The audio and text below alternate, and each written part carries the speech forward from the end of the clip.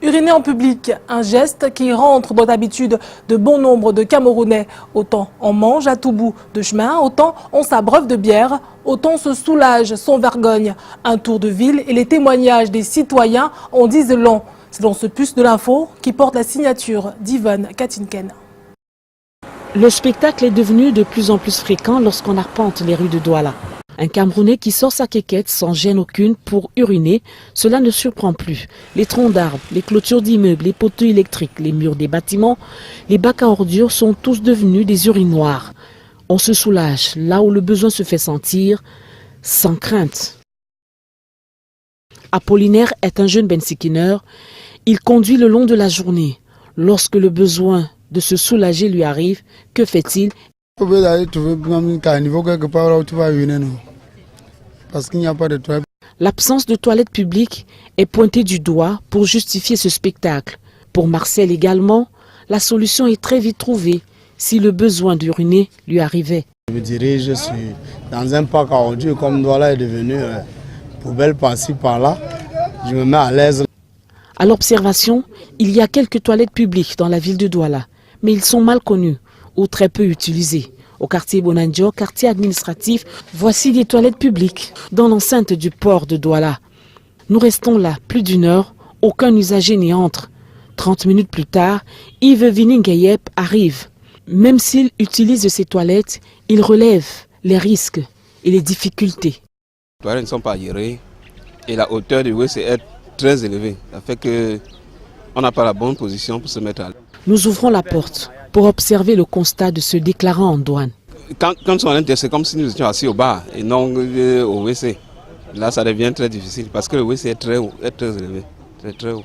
Quand vous dites c'est comme si vous êtes assis au bar, qu'est-ce que ça voudrait dire? C'est-à-dire que les pieds ne touchent pas normalement le sol. Vous n'êtes pas à la position accroupie. Ça veut dire que ce n'est pas confortable?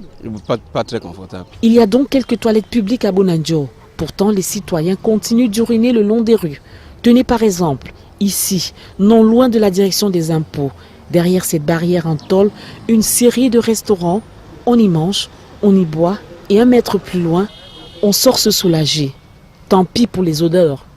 Et pour traverser cet environnement, nous sommes obligés de boucher le nez pour ne pas souffrir le martyre de ces émanations qui empestent ce lieu. La réalité est certaine, on pisse partout, à tous les coins au Cameroun, là où l'envie arrive. On est coincé dans d'autres lieux. Arrivé au centre d'Aqua, la diarrhée aiguë, par exemple la dysenterie ou le gens qui te demandent là. Tu es coincé vraiment et puis bon, j'en vois. La ville de Douala est-elle devenue un urinoir à ciel ouvert? Professeur Louis-Roger Kemayou trouve une raison à ce comportement. C'est l'éducation que nous avons. C'est notre éducation. Nous n'avons pas pris l'habitude d'aller directement dans des endroits, dans des lieux indiqués pour nous soulager. Parce que d'abord, ces lieux n'existaient pas. Et depuis peu, on a vu un effort qui a été fait pour mettre à disposition des populations des toilettes publiques. Mais dans quel état elles sont, ces toilettes publiques? Ici, on peut lire interdit d'uriner. Mais pourtant, 1 mètre plus loin, un citoyen se soulage sans aucune gêne. Le spectacle est plus fréquent aux alentours des ventes emportées. Cet après-midi, nous choisissons une petite vente au quartier PK10. Après avoir consommé, nous demandons à aller aux toilettes. Il y a des toilettes, mais les clients n'en veulent pas, apprend-on ici. Les toilettes, le temps de lui montrer les toilettes, il voit les herbes, il a déjà pissé là. Soit il traverse, il me dit, oh madame, laisse-moi, je me mets à l'aise. Il a déjà pissé, je ne peux pas faire autrement. Avant, quelqu'un a fait caca là, mais j'ai brûlé parce que ce n'est pas normal. Il y a là aussi 2 tas de caca. Il veut le boire, mais il ne veut pas respecter les codes. À l'observation, c'est une question de mentalité et ce comportement se transmet. Génération en génération, puisqu'il n'y a rien qui a été fait pour changer les habitudes. Donc les habitudes changent quand changent les mentalités. Or, pour que les mentalités changent, il y a un certain travail qui doit être fait. Ça ne peut pas changer spontanément. Ici, nous sommes au marché Congo. Comment les commerçants se soulagent-ils? Ici, présentement, il y a des toilettes publiques, c'est vrai. Certains vont aux toilettes publiques, ceux qui ont des possibilités, ceux qui n'en ont pas, bon, font ça à l'air libre. Ce film d'horreur qui pollue notre environnement a-t-il des conséquences? Professeur Mbaha est enseignant des universités au Cameroun et en France. Nous le retrouvons à son bureau, de retour de Toulouse. Des conséquences à long terme, oui, mais à quel niveau, il faudrait peut-être y réfléchir. Il y a plusieurs autres facteurs de pollution de l'environnement. À Douala, il y en a la ville industrielle, la pollution atmosphérique, les mototaxis et bien d'autres facteurs liés à la gestion des déchets solides. Tout cela fait que le niveau, la représentativité des urines, par exemple, ou des déchets humains que l'on met un peu partout, n'est pas grand-chose par rapport à tous ces autres facteurs de production de la pollution.